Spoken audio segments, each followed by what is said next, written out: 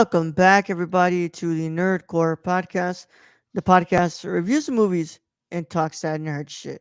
This is episode 631, and it is your review of 2001 A Space Odyssey.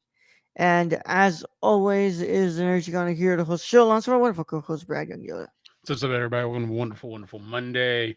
Be sure to give us a like and a subscribe. Damn it, this Yep. is this is episode 631, and that's not even all the episodes. Yeah. There's so many other episodes. So many movies we talked. We have the biggest back catalog, I think, in all of podcasting, other than maybe Rogan. I don't know. I don't know. I feel like there's probably somebody out there who's been doing this for like Oh, I'm multiple sure like years. Smosh or some shit Yeah, probably has yeah. something. We've They've covered a been lot doing of it. movies, is what we're trying to say. I mean, for 6 years, yeah, Yeah, it's crazy, don't you think? it's pretty amazing. I would like to get some of the. I'd like to get more people on to do these Yeah, reviews. We try to get Ayden Byrnes for December, but it's not gonna he's work. he's busy.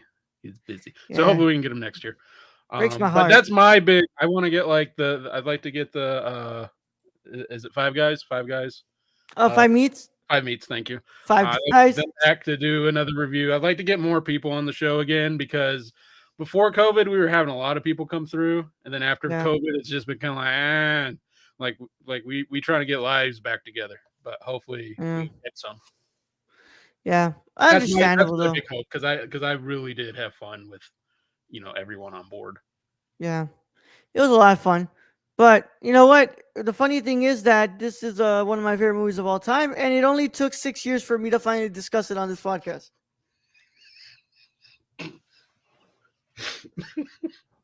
Yeah, It's true.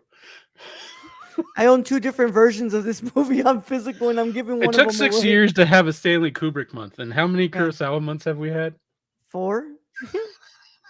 About to do the fifth one in March. Which if people don't know, Kubrick is up there as one of Yeah, Raul's favorite directors. So top it's 10. kind of weird.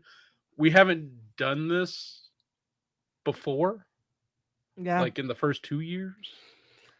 yeah, It just one of those things. It kind of got, I don't know, not forgotten, but it just we yeah, never thought to do it. yeah.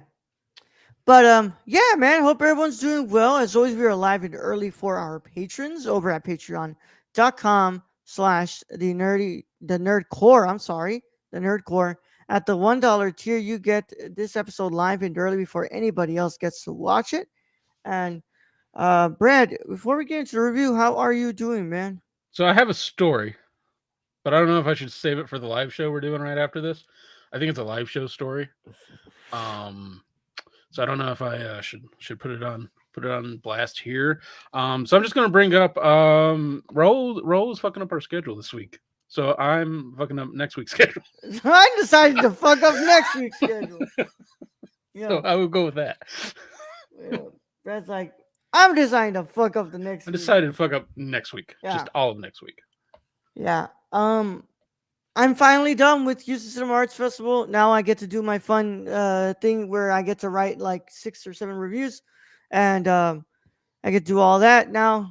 But I'm back. I can finally get to like doing these things as I can. But now we're gonna what's it called? We're hitting holiday time. So holiday time is the best time, because you know what that means. That means that we are going to what's it called? Start to mess up the schedule here. Because remember, we take off starting around like Christmas, from Christmas to New Year's. We Yeah, take it all off. So yeah. So um, it's starting to get around that time, and but this week out of Raul's hands. That's a very important thing he does every year. And then next week is out of my hands because I am doing family favors. yeah. And that's So just how it rolls. yeah, I promise we are going to get what's it called? Things situated here. We're gonna make it happen. Next month we probably won't have extra reviews. It will probably be literally what's it called, the theme in 2 weeks, so that way we can make up for the fact that what's it called, we won't be here for the last couple weeks of December. Yeah. But I promise we will have something to go on with y'all. We will have something figured out.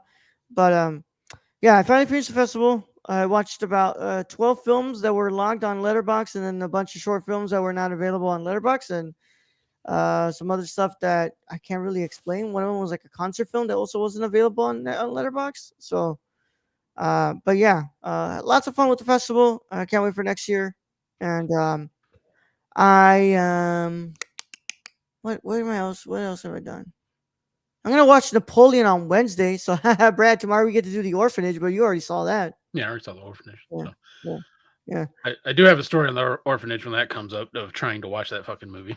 Um, so that was it. That was an enduring fucking thing. I did read a Hmm. book.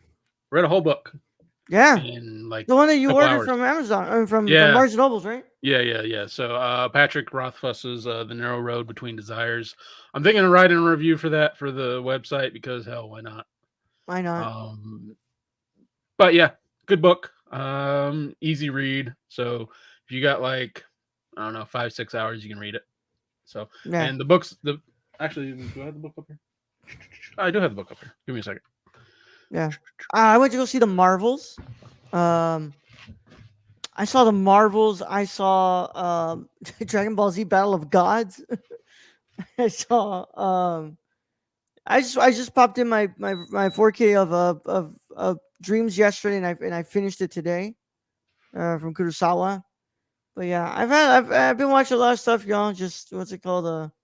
Most of it have been the festival that I've been catching up on all that stuff. But um, yeah, lot been going on this week, these past 2 weeks.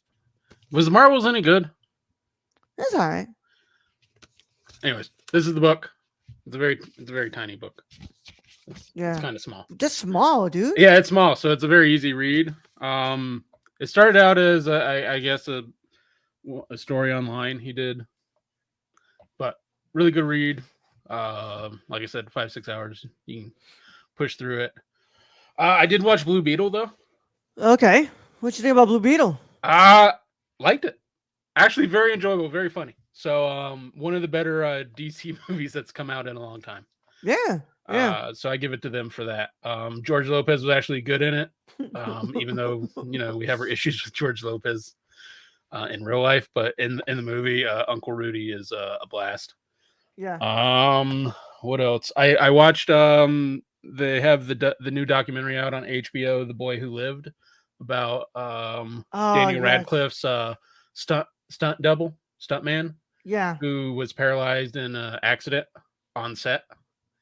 So that was a big old kind of tear jerker, somewhat of a movie. Really good documentary. So Yeah. kind of surprised at how good it was. Yeah, man. That I heard about that. I want to watch that. When I get to it, I'll be able to. I want to be able to watch it. But yeah, I heard about that one. Yeah, it kind of leaves you Uh, in the fetal position, crying a little bit. So yeah, very very strong individual, yeah. David. So I mean I give it to the filmmakers and everything. They really put together a really good Shit, documentary on this. Daniel too for carving out that space for him to be able to tell his story. Yeah, and I think it's a very important story that you know, sometimes you hear on the news that a stunt person died, and unfortunately, we've been hearing it. We've heard what 2 or 3 now in the past 5-10 years. Because I think one died on the Matrix, Yeah, one of them on the bike. And then I think we've had a few more, and then it kind of leads you in the questioning, like Tom Cruise doing his own stunts. yeah. And it's like if professionals out here are getting hurt like this, why is the major actor doing these stunts? Yep, yep. And Tom Cruise has gotten injured before. Obviously he's not death, but it's gotten injured before. And And that stops production flat in its tracks. mm-hmm. I mean, it's like when Harrison Ford got hurt in Indiana Jones or in Star Wars. Yep. You remember that the door like landed on his leg and broke his leg? Yeah. But yeah. Anything else you've watched? I think that was. I'm trying to think.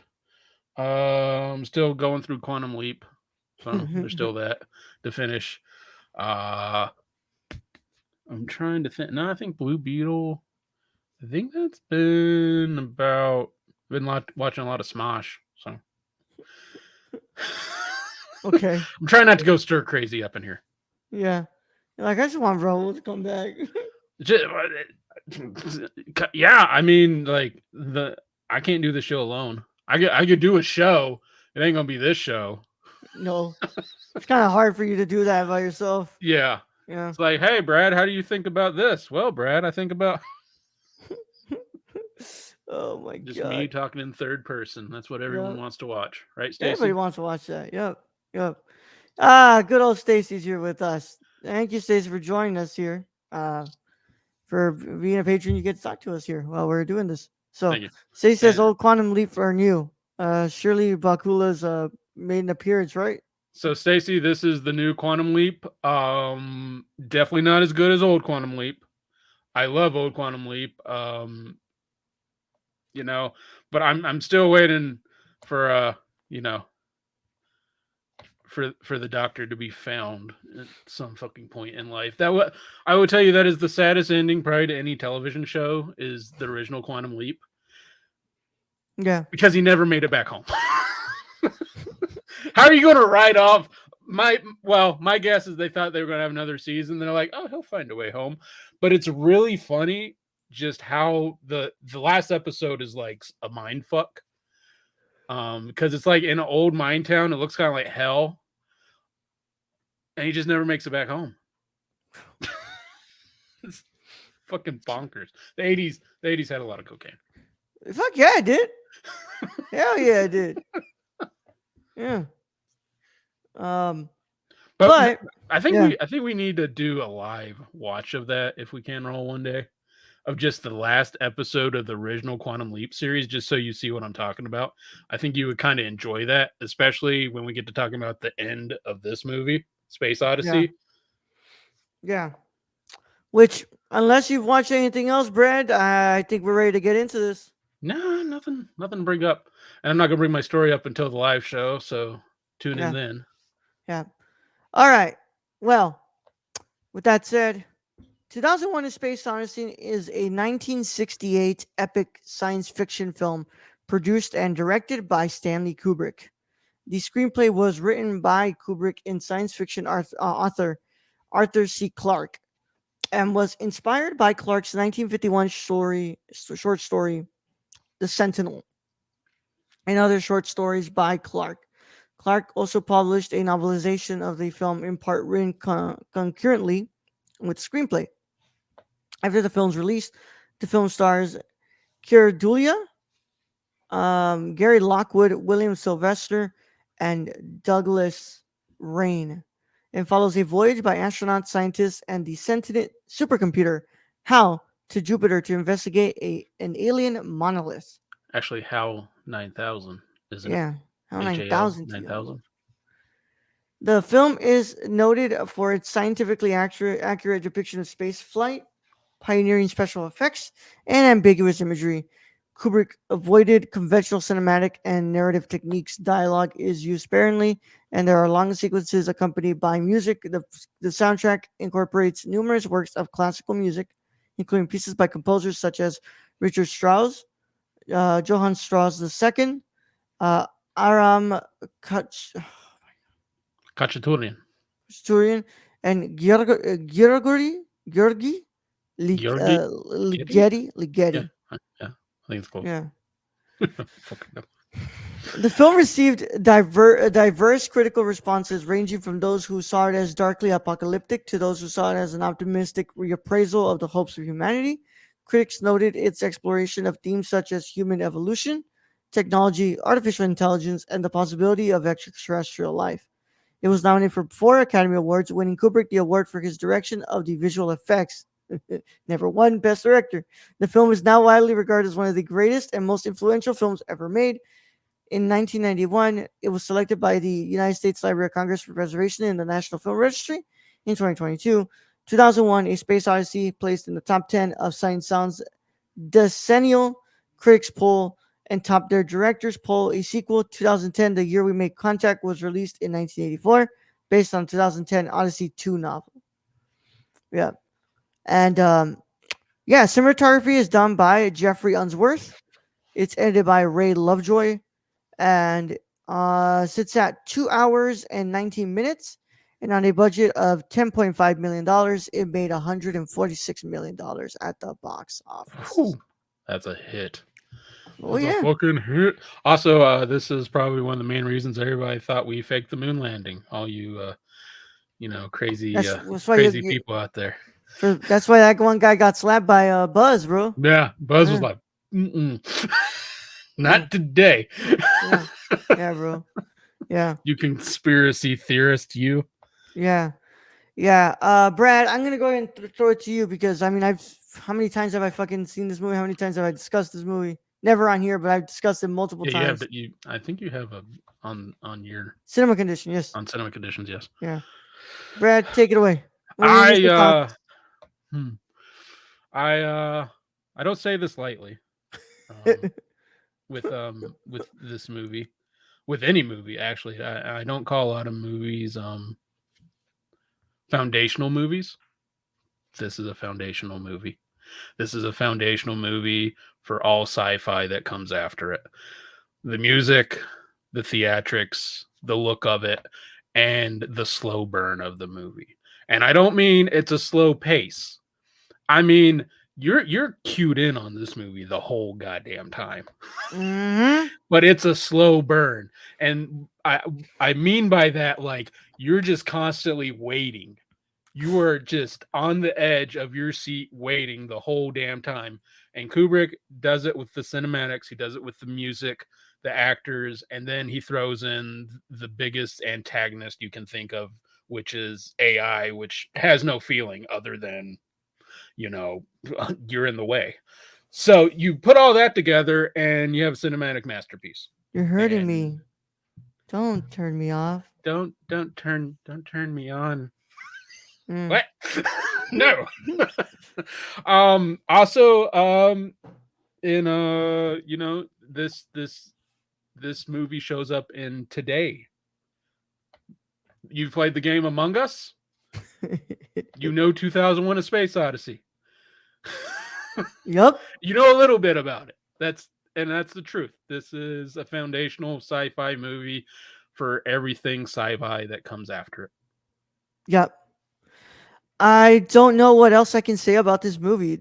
This movie's perfect to me. I think it's an incredible film that has stood the test of time. It really did revolutionize how we see visual effects. I mean, this is 19 fucking 68, Brad.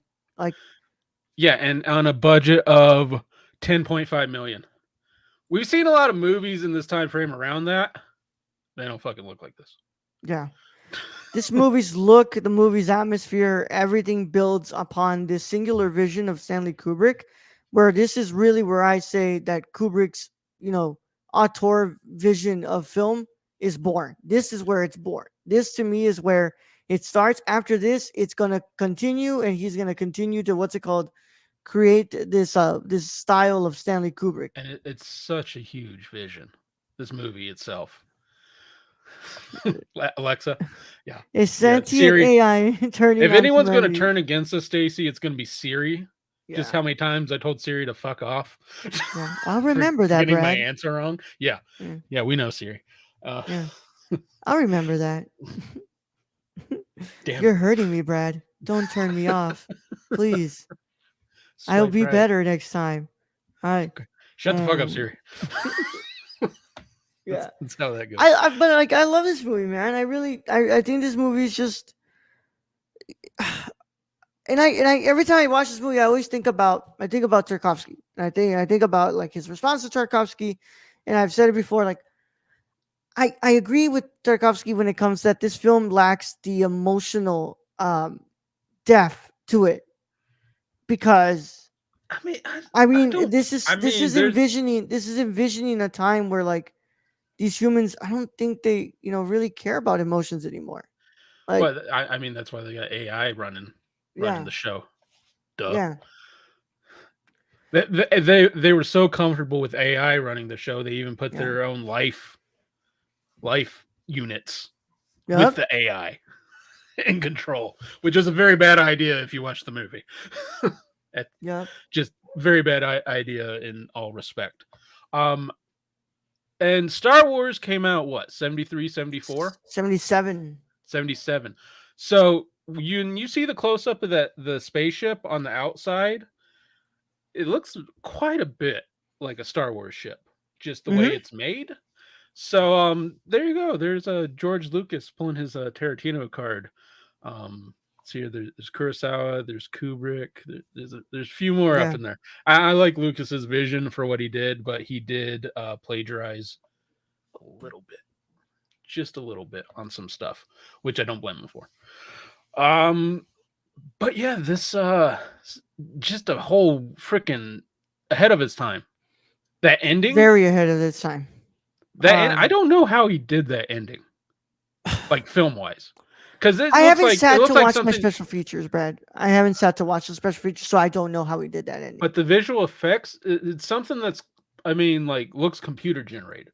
Yeah, Yeah, a lot of it, which I don't. In '68, that would have cost millions. I wouldn't put it past him to use miniatures, miniature sets. No, So no. I mean, color wise, like the color palette at the end yeah, when he's going through, like some of that stuff he does in this movie in '68. It's mind boggling how he did it. yeah, I don't know how he did it. yeah, I mean, it might say in your behind the scenes, yeah, but coming from just watching it, I don't yeah. know. By the way, this is up on tomorrow, so the Black Friday sales are still going. The 4K of this, which is the best 4K that I own, it is the best looking version of this film, is on sale for $10, 9.99. That Ooh, is so fucking worth it. where's that at? Best Buy? I Best Buy, so you can probably order it online. But yeah, mean, it's just even better than Ron. it's a close second, bro. That's a close second. I But mean these aren't 4K, but yeah, I'm just yeah, showing off now. yeah. But like I I bought just it's movies, just such an iconic film, man. Like it's just everything from the Donna Man sequence to what's it called the whole acid trip. What's it called? Like the going through the wormhole, which but of course Christopher Nolan takes inspiration from. Yeah. The Donna Man sequence. So everybody's kind of seen that before Oh because yeah, it's such a iconic scene. I don't think people realize how much that affects future movies yeah, because there's really no sound other than the music and the yeah, visuals you're getting and just the huge visuals that's bombarding you in this with the orchestra and future sci-fi movies do the same damn thing. They got whole orchestras going on yeah, in Star Wars. That's why you got such thematic scenes in that. And I yeah, think a lot of it has to do with Kubrick. yeah. Yeah, and I love the production design here. The sets, like, it just looks great, bro. Like, and also the camera movements. Like every time you're going into that ship, and we're just going like let's Well, go turning and the thing around. is the ship's supposed to be spinning, and Yeah, so when he does the person walking forward, it makes like a spinning, makes it look like it's spinning, and it's just like this is pretty wild filmmaking technique going yeah, on. And again, I like to bring up the price tag at 10.5 million because I have seen a lot of 100+ million movies be shit. yeah. Brett, how many times have you seen this film? I think it's my second. It's your second, but it's been This a is my long second. time since you've It's been a rewatched long it. time since I seen the first one. I didn't even remember the ending. Yeah, That's how long it's been. yeah. But like I said, like I love the music. I love just what's it called locations. Everything about this movie is just fantastic. I think that it's groundbreaking. It's what science fiction builds upon for years to come. It's fantastic, man. It's one of my favorite movies. It's if not my it's in my top 5 of all time. And then not to be critical of Tarkovsky. I like Tarkovsky's also. His Yeah, Solaris. Yeah, I yeah, love Solar. Solaris. I like Solaris too. It's a real. It kind of reminds me of this, but like the real dirty, like real. This is what it would really be like in space. Yeah, you get fucking lonely as shit. It's lonely as shit. It's fucking dirty up in here. Like you fucking hating it. You hating life up in space. I get that. And It's this is just definitely you have to, and you have to also like put yourself in the shoes of what's it called? American filmmaker creating. a movie for Hollywood, which is like mostly obsessed with spectacle. Oh yeah, Of course, he'd big make this, big something like booming, this. big Whereas, booming. like this Soviet director who's living through like what's it called, this country crumbling apart, he's going to make something that's more effective emotionally, and he's going to be able to tap into something like that. Like, and But I think it's different emotions because yeah, you feel something emotionally here. You feel like dread throughout the whole there is damn dread. movie. Yeah, yeah. But yeah, but like I agree to an extent with what Tarkovsky has to say about this movie. But that doesn't take away by the fact that I think this movie is perfect and I think it's an incredible film. Um, though it is weird having no to change the orchestra strings in Starfield. Uh, Yeah, I like to sometimes put on the black and white version. yeah. Before we get out of here, we do our what's it called our um our final verdict, though, Brad. Um, I do want to get your thoughts. Because I mean, I asked on the what's it called? I was asked on the cinema condition episode I did a long time ago. Um, what are your thoughts? Like, what do you think that ending is trying to say, Brad? Um, I think this whole movie is about evolution. You have it from the start. So you have it with the I guess the obelisk, the big the alien life form is the big square black piece of The slate. monolith, yeah, The monolith, thank you. I was like yeah, obelisk, monolith. yeah, Um, it's close. Close enough. You know what I was talking about. You start with that. You start with the monkeys, and then the monolith comes, and it gives these apes. It makes I guess it makes their brain bigger, and the apes now fight and war against each other, and and it goes from there until you get to humanity, and then humanity makes itself into this, you know, space, into space, and now lives in space, and has made artificial intelligence a thing that basically runs their life pretty much from this, where you know that's kind of looking like Kubrick was kind of ahead of his time. It's kind of where like it's kind of headed for us. Me and Raul will be mhm, gone. Y'all be listening to this. Down the road we'll be yeah. gone. Oh, we'll be gone for yeah, for Yeah, sure. unless we're cyborgs and we're just in these seats making robot noises. Yeah, But anyways, that's what I get. I feel like that is the next step in evolution, and that's what you're seeing. Is you're seeing when Dave, I think it's Dave, right? Um, yeah. he gets You up heard me, there, Dave. and then you just see him in his stages of life, basically in. And I read up on it. I'm thinking that it's true. It's basically in like a zoo setting for the aliens to watch Yeah, human like human aging evolution, whatever you want to call it, and then the ending there with the giant baby is just evolution, yeah, is the next form of like a godlike creature for the humans. yeah. And I agree to an extent of what that is. I think I still stick with what I have to say. By the way, Stacey says, "Great, now the humanoids are fine with each other." Thanks, Obelisk. Yeah. Um, I still agree to an extent. I agree to an extent with what you say. I think a lot of it has to do with evolution.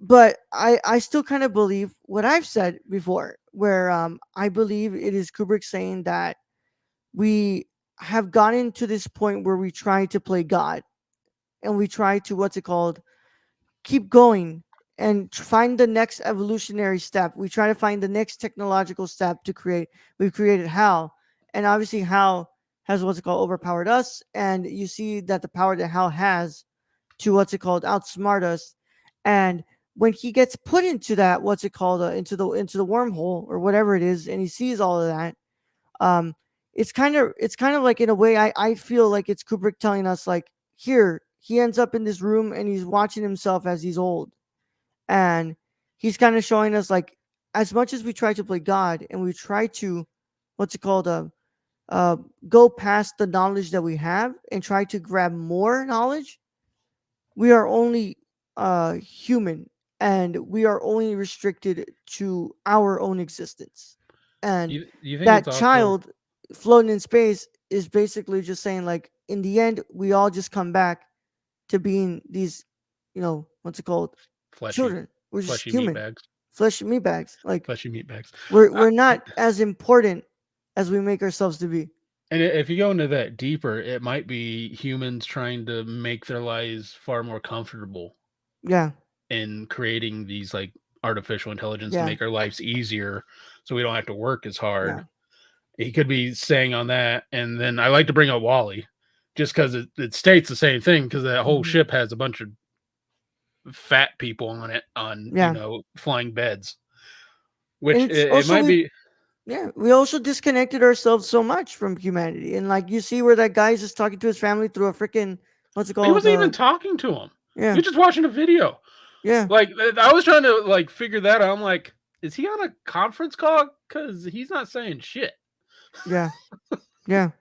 So yeah, it's such an incredible movie, Brad. It's perfect to me. It's a 10 out of 10. It's one of my favorite movies of all time, if not in the top five at least. So essential to me. I think that it's a movie that you may not, you don't need to like it because I feel like there's this idea now where people approach this film and they're like, oh, I watched it because everyone says it's so good, and it's like I don't think you need to approach it to like force yourself to like this. I think you should just experience this film for what it is. And I think And that whether you you like it or not, it doesn't really matter. It's the idea of experience this groundbreaking piece of cinematic history. and people.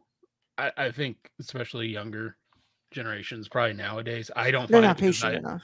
they're not patient enough for this. No. It takes a lot of patience to get Yeah. through the first like 30 minutes Yeah. because there is no They would dialogue. just stay off the goddamn phone. I was at a screening where this lady next to me was on her phone the whole time of the film. And I'm just like, And it's like, what do you learn from the film from that? Like, yeah, it's like, you know, get off your fucking phone. Like, I get it if you want to check timers, just in case there's like a emergency. But when you're on the whole phone, your phone the whole fucking time, it's like, get the fuck off. No, no, no one. You're not that important. You're not that important to mess or up everybody else's viewing yeah, experience. you're not supposed to be on your phone watching the movie anyway. Yeah, That's kind of but rude. That's still rude. yeah. Brad, what's your final verdict? I'm going to go and you know, this is like I said, this is a foundational movie. I don't say that about a lot of movies. I think I've said it about a few Kurosawas, um, maybe a few others we've seen, but this is definitely a foundational sci-fi movie for everything that comes after it. So I'm giving it 10 susses out of 10 susses. I'm pretty sure you're what's it called? Pretty sad that I've already done a cinema condition episode on this. There's always Solaris. Yeah. No, somebody already chose Solaris. Oh well, shit. Well, at least I got Stalker. Yeah, Stalker. yeah, I got Yeah. Stalker. That's all Yeah. I care about. Yeah. I got Well, Stalker and Ikuru. You can't take that away from me. yeah, you can't take And that I away got from. Jackie Brown. So fuck all y'all. Yeah. But we thank you all so much for joining us for this review. As always, you can follow us on the nerdcore.com. That's our website where we post all our reviews, our written reviews, and our podcast episodes are up there as well. Patreon.com/the nerdcore. For $1 a month, you get this episode and a lot of other episodes of this podcast live and early so you can interact with us and listen to them before the public gets their hands on it. As always, you can follow us on Twitter at the nerdcore Instagram and threads at the nerdcore. And of course, you could also check out our Discord link in the description below. If you're watching this on YouTube, please make sure you leave a like on the video, subscribe to the channel, and click the notification bell so you don't miss a single piece of content that drops on the channel. And if you're listening to this on the audio side of things, make sure that you leave a 5-star review and you follow us on your podcast app of choice, your preferred podcast app of choice. Brad, can you tell them about our wonderful producer, Shane? You can follow our friend Shane at twitch.tv/XSRK or on Twitter at thriftedil or go buy something from the Suppy God at presentcityvintage.com. He's not open today or tomorrow due to road construction. If Yeah. anybody saw that on his Twitter or Instagram. But support small business. Go buy something for the holiday. We love Shane. Shane loves us. So Yeah. we appreciate it. Yeah. I'm going to shout out my episode of the Cinema Condition with Pat for this episode. What's it called? For this movie. You should go listen to it. I think it's a great episode that we did. Lots of good, discussion on this film, a little more in depth in what the film is trying to say. My 4K review of this film, you guys just need to buy that shit. It's $10, y'all. That you're good. You're getting, quite honestly, the best looking 4K of what's it called since this whole format started. I'm buying it right now. Yeah, yeah. And also the Cinephiles, the Cine Files did a really good episode on this, which was a big part of my inspiration to start the Cinema Condition. Listen to that episode; they have a lot of really interesting, what's it called, discussion and insight on this film. I But still think Raul needs to bring back the Impaired Files. that's done, bro. That's not coming back. I like that show though. Right now, how you see the schedule and what my life looks like with what I'm doing, I'm that's how just it's saying. going to I'm stay just saying. I for the like the Impaired Files. foreseeable future. I'm just saying. I like the Impaired Files. Yeah. It ended with my interview, and that's it. We're done. Yeah. I'm not adding anything more, and I'm not taking off anything more. Hey, I get it. I get it. I'm just saying. I really like the Impaired Files. Actually, I'll take off more, but I'm not adding anything more. Yeah. Bro was just a fuck you, Brad. Yeah. Yeah. I'll just Yeah. take it all away. Yeah, Brad. Yeah. Yeah. I'll bring back fucking Impaired Files when you bring back the Germ Show. So Fuck that. yeah. Yeah. Yeah. All right, Brad. With that said, we will catch them all. Catch them, y'all. Catch them tomorrow live on Patreon for our review of The Orphanage, and then that will be available for you all on Thursday for the public. And then we are hopefully, man, give us. We'll see if we can make this happen. Sunday will be a packed night for us. I have to do what's it called, Survivor Series, so we'll see how I can fit in there.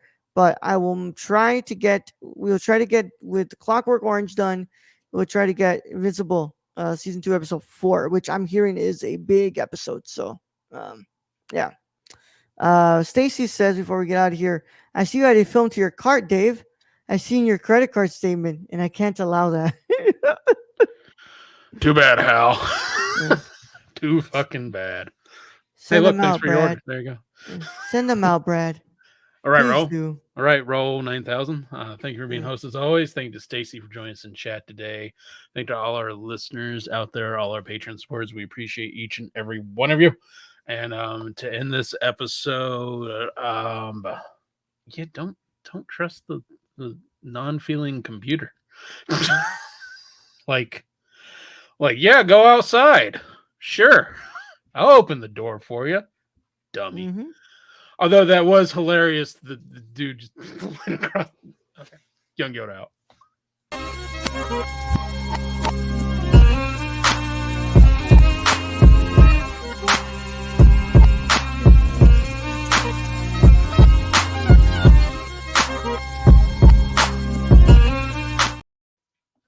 You're hurting me, Brad.